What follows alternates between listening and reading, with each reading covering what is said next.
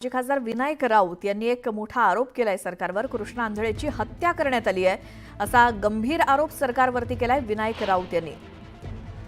शिवसेना उद्धव बाळासाहेब ठाकरे गटाचे नेते विनायक राऊत यांनी कृष्णा आंधळेची हत्या केली गेली आहे असा गंभीर आरोप सरकारवरती केलाय।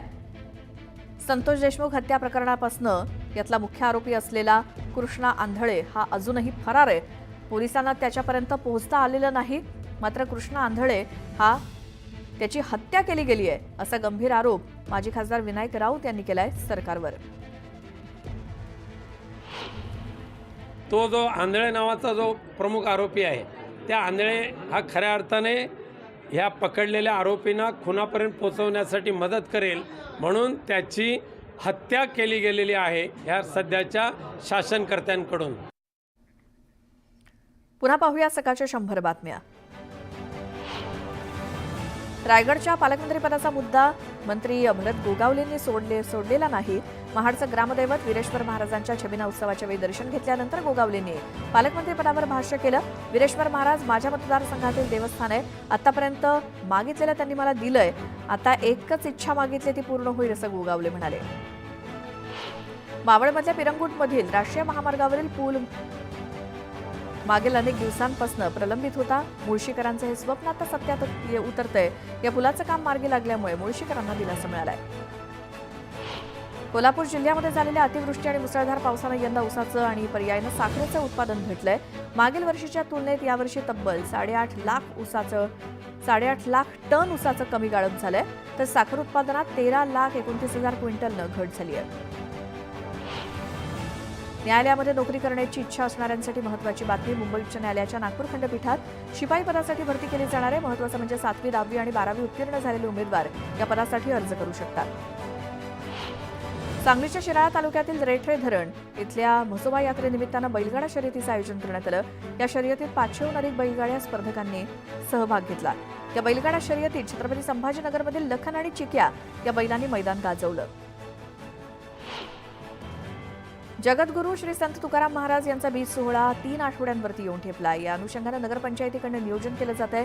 देहू नगरपंचायत सभागृहामध्ये विशेष सभा घेण्यात आली। महाराष्ट्राच्या कानाकोपऱ्यातनं येणाऱ्या वारकऱ्यांसाठी सोयी सुविधा उपलब्ध करून देण्यासाठीचा निर्णय या विशेष सभेत घेण्यात आला। महाराष्ट्राचा कुलदैवत खंडोबाच्या जेजुरी नगरीची ग्रामदेवता जनाई देवीच्या पालखी सोहळ्याला सुरुवात झाली। जनाई देवीचं मूलस्थान सातारा जिल्ह्यातल्या नेवकरेकडे पालखी मार्गस्थ झाली असून शिवखिंडीत परडी पूजन करण्यात आलं। जळगावच्या गुढे गावात ग्रामदैवत रमताबाबा यात्रोत्सवाच्या निमित्तानं भव्य कुस्तीची दंगल रंगली। धुळे, नाशिक, छत्रपती संभाजीनगर, सोलापुरातून आलेल्या पैलवानांनी या स्पर्धेत सहभाग घेतला। राज्यातल्या मुख्यमंत्री युवा कार्य प्रशिक्षणार्थ्यांचा मुदतवाढीचा प्रश्न राज्य सरकारने येत्या 3 मार्चपर्यंत सोडवावा, अन्यथा 4 मार्चला हजारो प्रशिक्षणार्थ्यांना घेऊन देहूमध्ये मुंबईकडे लॉंग मार्च काढण्यात जाईल असा इशारा महाराष्ट्र युवा प्रशिक्षणार्थी संघटनेचे पश्चिम महाराष्ट्र प्रमुख तुकाराम बाबा महाराज यांनी दिलाय।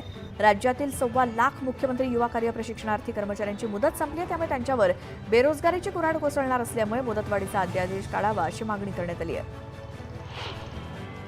पुणे शहरातील सांडपाणी वाहिन्या स्वच्छ करण्याचा महापालिकेच्या कामात सुद्धा आता राज्य सरकारनं हस्तक्षेप केलाय। शासनाच्या सांगण्यावरून महापालिकेला पुढील 7 वर्षांसाठी तब्बल 95 कोटी 4 लाख रुपये सांडपाणी वाहिन्या सफाईसाठी मोजावे लागलेत।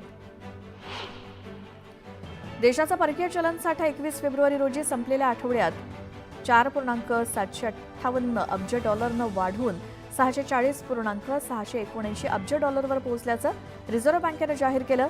सोन्याचा साठा 426 दशलक्ष डॉलरनं वाढून 74.576 अब्ज डॉलरवरती पोहोचलाय।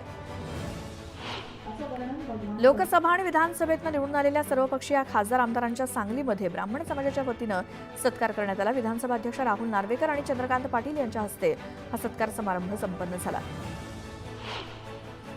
चॅम्पियन्स ट्रॉफी स्पर्धेत आज भारत विरुद्ध न्यूझीलंड असा सामना दुबईतल्या आंतरराष्ट्रीय क्रिकेट स्टेडियमवरती खेळवला जाईल। या सामन्यात कोण बाजी मारणार याकडे क्रिकेटप्रेमींचं लक्ष आहे। या सामन्यामुळे कोणत्या संघात सेमीफायनल सामना खेळवला जाईल हे ठरेल।